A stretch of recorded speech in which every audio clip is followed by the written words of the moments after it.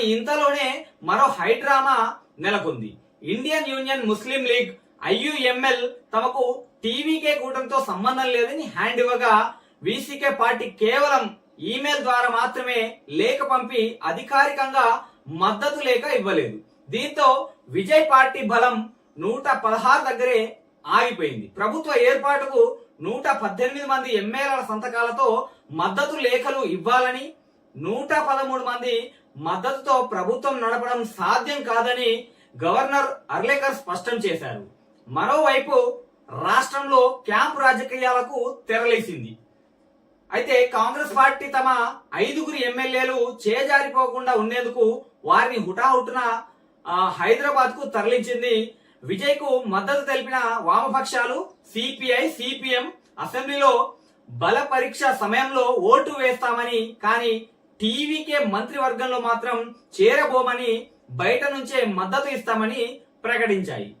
ఈ ఉత్కంఠ నడుమ ఏఐఏడీఎంకేకే ప్రభుత్వ ఏర్పాటుకు అవకాశం ఇవ్వాలని కోరుతూ ఏఎంఎంకే పార్టీ గవర్నర్ కు లేఖ రాయడం రాజకీయాల్లో మరింత వేడి పుట్టిస్తోంది.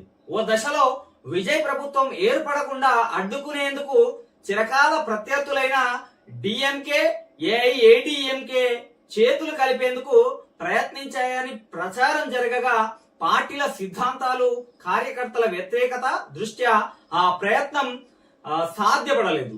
ఒకవేళ ప్రజా తీర్పును గౌరవించకుండా ఆ 2 ప్రధాన పార్టీలు కలిసి ప్రభుత్వ ఏర్పాటుకు ప్రయత్నిస్తే తమ పార్టీకి చెందిన 107 మంది ఎమ్మెల్యేలు మూకుమ్మడిగా రాజీనామా చేస్తారని టీవీకే వర్గాలు తీవ్ర హెచ్చరికలు జారీ చేశాయి. మొత్తానికి అటు మద్దతు కూడగట్టేందుకు విజయ్ ముమ్మర ప్రయత్నాలు చేస్తుండగా తమిళనాడులో తదుపరి ప్రభుత్వం ఎవరిది అనేది మాత్రం ఇంకా $1 బిలియన్ ప్రశ్నగానే మిగిలిపోయింది. మరిన్ని అప్డేట్స్ కోసం చూస్తూనే ఉండండి ఎల్పీ న్యూస్. నమస్తే, వెల్కమ్ టు ఎల్పీ న్యూస్.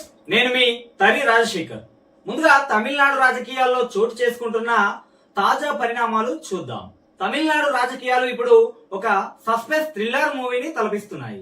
ద్రవిడ రాజకీయాల్లో గంట గంటకు పాలిటిక్స్ మారిపోతూ ట్విస్టుల మీద ట్విస్టులతో తీవ్ర ఉత్కంఠ రేపుతున్నాయి.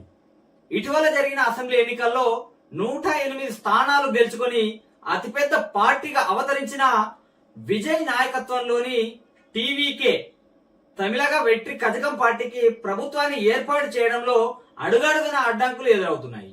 ప్రభుత్వ ఏర్పాటుకు కావలసిన మ్యాజిక్ ఫిగర్ 118కి కూటమి ఇంకా దూరంలోనే ఉంది. ప్రభుత్వాన్ని ఏర్పాటు చేసేందుకు అనుమతి ఇవ్వాలని టీవీకే చీఫ్ విజయ్ ముచ్చటగా 3వసారి గవర్నర్ రాజేంద్ర విశ్వనాథ్ అర్లేకర్ ను కలిసినప్పటికీ ఆయనకు నిరాశ ఎదురైంది. మ్యాజిక్ ఫిగర్ లేనందున ప్రభుత్వ ఏర్పాటు సాధ్యం కాదని గవర్నర్ తేల్చి చెప్పారు. ఒక దశలో కాంగ్రెస్, వీసీకే, సిపిఐ, సిపిఎం పార్టీల మద్దతుతో తమకు 120 మంది ఎమ్మెల్యేల బలం ఉందని టీవీకే నేతలు భావించారు.